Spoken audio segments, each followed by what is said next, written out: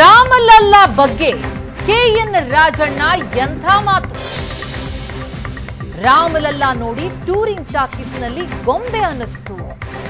ಒಂದು ಟೆಂಟ್ನಲ್ಲಿ 2 ಗೊಂಬೆ ಇಟ್ಟು ಶ್ರೀರಾಮ ಅಂದ್ರು.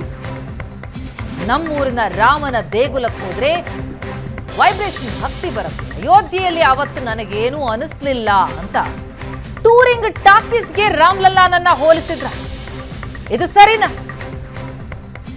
ರಾಜಣ್ಣ ಅವರ ವಿವಾದಾತ್ಮಕ ಹೇಳಿಕೆ ಇದು. ನಮ್ಮೂರಿನ ರಾಮನ ದೇಗುಲಕ್ಕೆ ಹೋದ್ರೆ ಒಂದು ವೈಬ್ ಇರುತ್ತೆ, ಭಕ್ತಿ ಬರುತ್ತೆ. ಆದ್ರೆ ಅಯೋಧ್ಯೆಯಲ್ಲಿ ಆವತ್ತು ನನಗೇನು ಅನ್ನಿಸ್ಲಿಲ್ಲ. ಟೂರಿಂಗ್ ಟಾಕೀಸ್ಗೆ ರಾಮಲಲ್ಲಾನ ಹೋಲಿಸಿದ್ದು ಸರಿನಾ? ಈಗಾಗಲೇ ಅಯೋಧ್ಯೆಯಲ್ಲಿರುವಂತಹ ರಾಮಲಲ್ಲಾ ವಿಗ್ರಹ ಏನಿದೆ ಅದರ ಕುರಿತಾಗಿ ರಾಜಣ್ಣ ಅವರು ಆಡಿದಂತಹ ಮಾತಿದೆ. ಶ್ರೀರಾಮನಿದ್ದಾಗ ನಾನು ಹೋಗಿದ್ದೆ ಅಯೋಧ್ಯೆಗೆ. ಒಂದು ಟೆಂಟಲ್ಲಿ 2 ಗೊಂಬೆ ತಗೊಂಡೋಗಿ ಇಟ್ಬಿಟ್ಟು ಶ್ರೀರಾಮನ ಇವನೇ ಅಂತ ಹೇಳೋರು. ನಾವು ನಮ್ಮೂರಲ್ಲಿರೋ ರಾಮೇಶ್ವರ ಕೋಡಿಗೆ ಹೋಗಿ ದೇವಸ್ಥಾನದಲ್ಲಿ ಒಳಗಡೆ ಹೋದರೆ ನಮ್ಗೆ ಆ ದೇವಸ್ಥಾನದಲ್ಲಿ ಕಾಲಿ ಕೂಡಲೇ ನಮಗೊಂಥರ ವೈಬ್ರೇಷನ್ನು, ಒಂದು ರೀತಿ ಅಲ್ಲಿ ದೇವರ ಬಗ್ಗೆ ಭಕ್ತಿ ವಿಶ್ವಾಸ ಬರ್ತದೆ.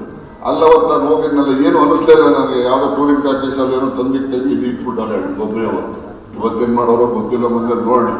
ಇವು ಶ್ರೀರಾಮ ಈಗ ಅಯೋಧ್ಯೆಯಲ್ಲಿ ಬೃಹತ್ ಆದಂತಹ ಭವ್ಯ ಮಂದಿರವಾಗ್ತಾ ಇದೆ. ಹೊಸ ರಾಮಲಲ್ಲಾ ವಿಗ್ರಹ ಕೂಡ ಪ್ರತಿಷ್ಠಾಪನೆಯಾಗದ್ದಕ್ಕೆ, ಪ್ರಾಣ ಪ್ರತಿಷ್ಠಾಪನೆಗೆ ಇನ್ನೇನು ಕೆಲ ದಿನಗಳು ಬಾಕಿ ಇದೆ. ಈ ಸಂದರ್ಭದಲ್ಲಿ ಈ ಹಿಂದಿರುವಂತಹ ರಾಮಲಲ್ಲಾ ವಿಗ್ರಹ ಏನಿದೆ ಆ ವಿಚಾರಕ್ಕೆ ಸಂಬಂಧಪಟ್ಟಂತೆ ರಾಜಣ್ಣ ಆಡಿದಂತಹ ಮಾತಿದು.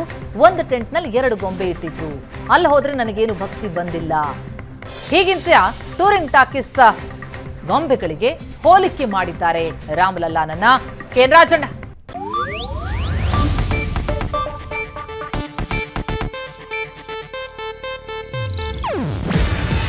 ಇದು ಏಷ್ಯಾನೆಟ್ ನ್ಯೂಸ್ ನೆಟ್ವರ್ಕ್ ಪ್ರಸ್ತುತಿ. ನೀವು ನೋಡ್ತಿದ್ದೀರಾ ಏಷ್ಯಾನೆಟ್ ಸುವರ್ಣ ನ್ಯೂಸ್.